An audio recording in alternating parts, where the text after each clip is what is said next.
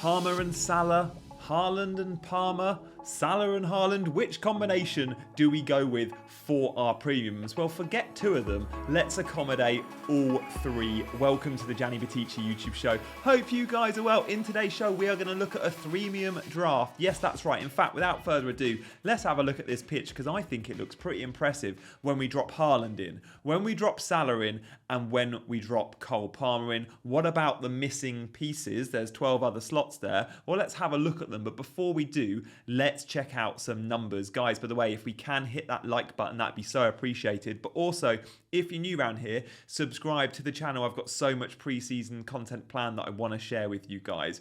Now, we've had loads of chat already in the community about Haaland and Salah, and many of you know where you sit.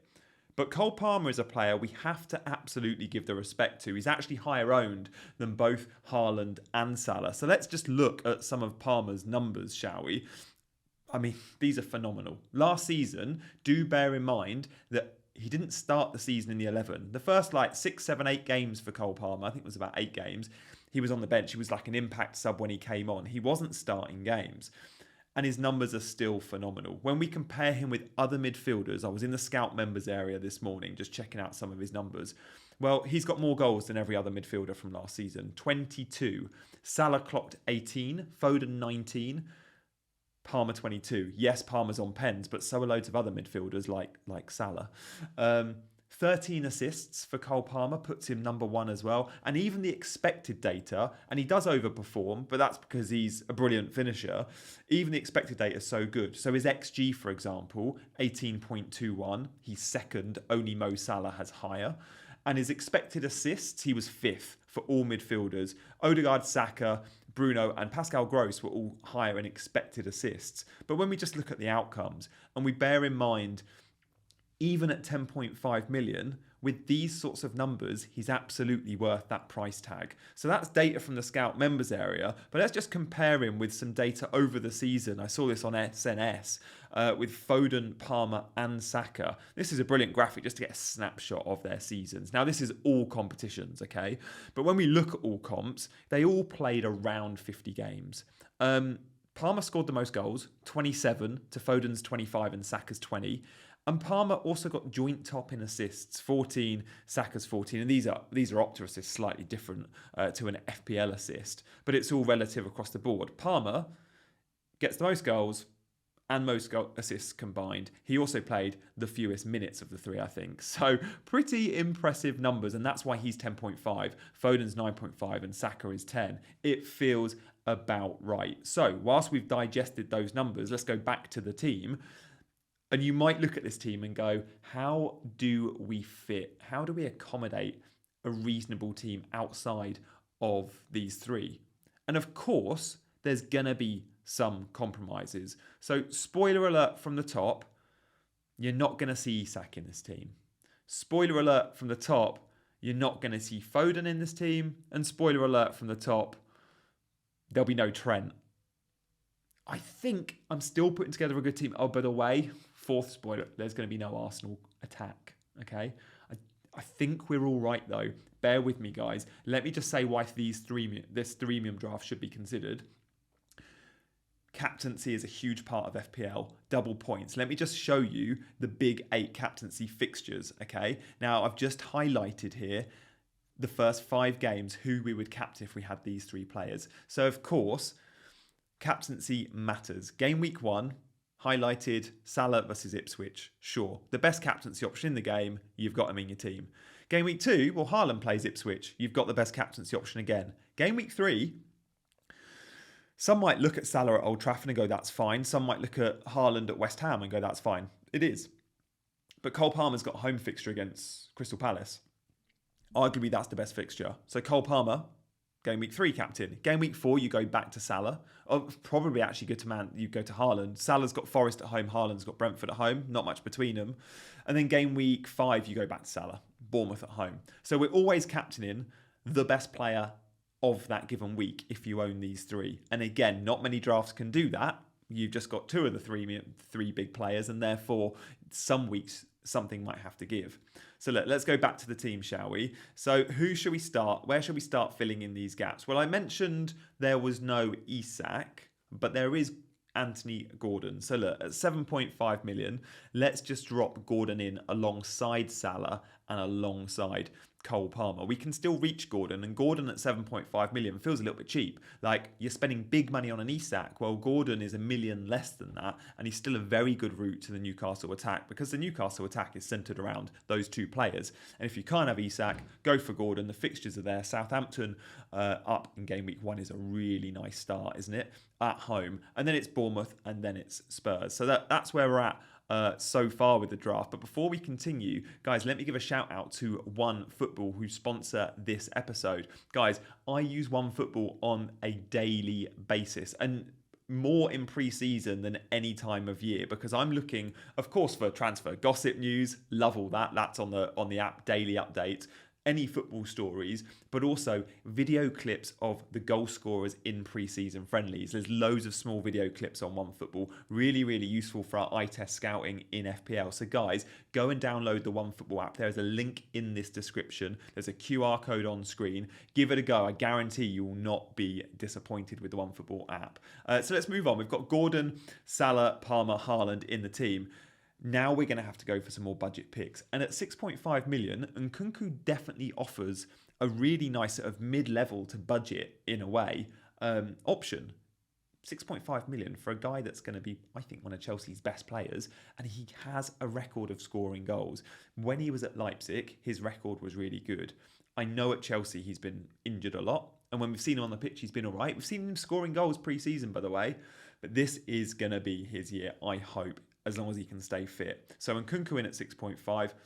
And then look, this formation here, it's going to be a front three with a midfield four. So our fifth midfielder, we're going to stick Harry Winks on the bench. Okay, 4.5 midfielder. We just want someone to get minutes. But let's put him as the third bench option, because he probably would be. So who plays alongside Haaland? Well, again, we've got to be saving money. So we are fortunate in FPL this year. We're very fortunate. There are 5.5 million forwards who I think offer quite a lot. And actually, we were quite surprised about the prices of especially one of these players. Guys, if you fancy hitting that like button, but also subscribing to the channel, that'd be amazing. Drop a comment as well and let me know if you've considered that freemium draft. Definitely, this has given me food for thought. So João Pedro, 5.5. We know he's missed the Asia tour with Brighton, but it's like a niggle. It's not a big injury. We expect he'll still be ready for game week 1. I'm sure we'll know more as the days and weeks go on. But even if he was to miss the start of the season, there's still an argument to say if you think he's going to be ready by game week 2, 3, you pop him in. João Pedro at 5.5 will have penalties for Brighton. He's one of Brighton's best players. He'll probably play as a second striker to Ferguson or a second striker to Welbeck. But under the new manager at Brighton, they're going to be a front foot. They're going to be attacking. And then Adam Armstrong, 5.5 million forward for Southampton. Again, this is a guy that's got a bit of a point to prove in the Premier League. He's been there and done it in the Championship. And when he's played Premier League football, he's not always been seen as like that level.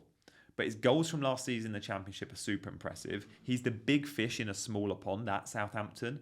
And I fancy Southampton to score some goals in the Premier League. What they weren't good at in the Championship was clean sheets. They conceded a ton.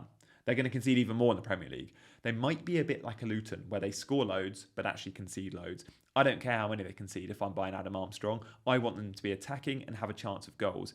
Now, Newcastle's his former club, game week 1. You might like that narrative. Then it's Forest and Brentford. Adam Armstrong's also got the penalty appeal. He's also a 90-minute man that's been scoring pre-season. So we like that. So at the moment, that front seven looks pretty tasty. In fact, that front seven looks amazing. Like, yes, there's no Arsenal attacker. And yes, there's no Isak.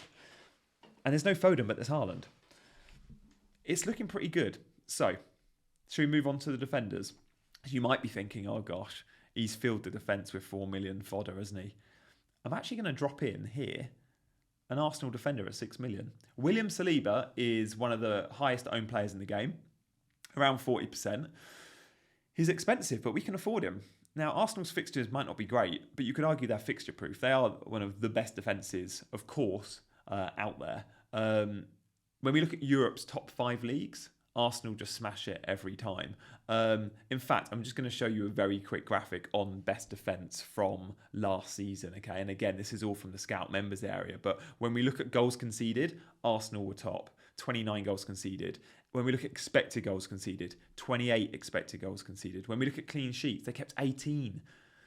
Man City was second, along with Everton, on 13 clean sheets. So Saliba at 6 million looks like a really nice option for this team. By the way, you could go Gvardiol if you want to spend 6. So look, let's come away from the defence graphic and back to the team to see that Saliba at 6, great, set and forget option. But who's alongside him now? We are going to save some money here. Don't expect to see 5.5 and 5 million defenders. But Mykolenko at 4.5 is a really, really good option, because Mykolenko plays for Everton and we've just seen some of their numbers. Everton are a top 5 defence from last season. So Everton, Mykolenko, 4.5 million. He's in there. And then we're going to put Dan Burn alongside him. If we don't think Dan Burn's going to be a starter game week 1, and we'll get some clues depending on their transfer activity and their pre-season form and shape, then Burn could come out. Of course, he's competing with the likes of Hall and Livramento at left back, and depending on who they sign at centre back. But Botman is currently injured, so Burn left centre back could be on the cards.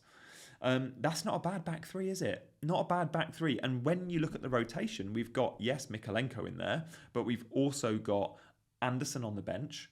Let's pop him in because he's playing for a top 5 defence.